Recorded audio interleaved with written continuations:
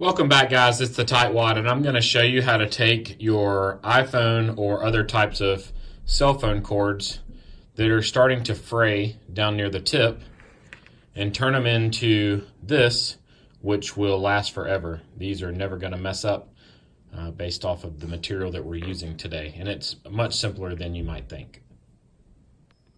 The things you're going to need today are your frayed cord, heat shrink, and a torch. I'm going to use a torch today, but you can also use a heat gun. They sell them fairly cheap at places like Harbor Freight or even Home Depot, Lowe's, Walmart. But something that gets hotter than a hairdryer is needed to cause this heat shrink to contract and to form a good seal around this. I'll put an Amazon affiliate link in my details for the video showing where you can purchase this heat shrink. I bought this on Amazon, and I went ahead and bought an assorted variety because, as you know, I do a lot of repairs around the home.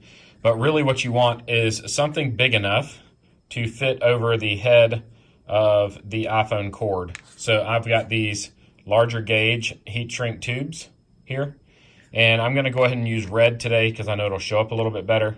And I'm going to slide it over the end of my iPhone cord. You could trim this down if you want to get multiple uses. You can see I really only need about 2/3 of this to fully cover.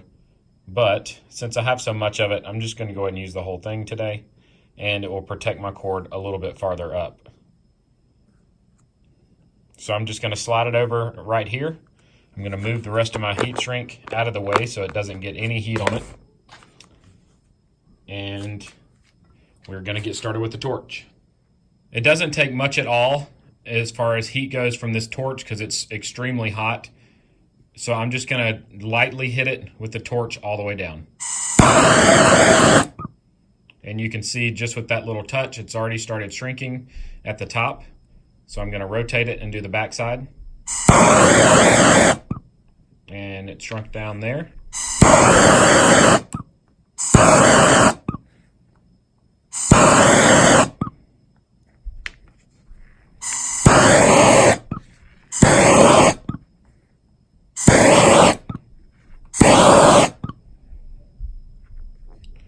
And there you go. That's all there is to it. The heat shrink is much stronger than the cord itself, and you will never have to redo this heat shrink on the outside of this iPhone cord.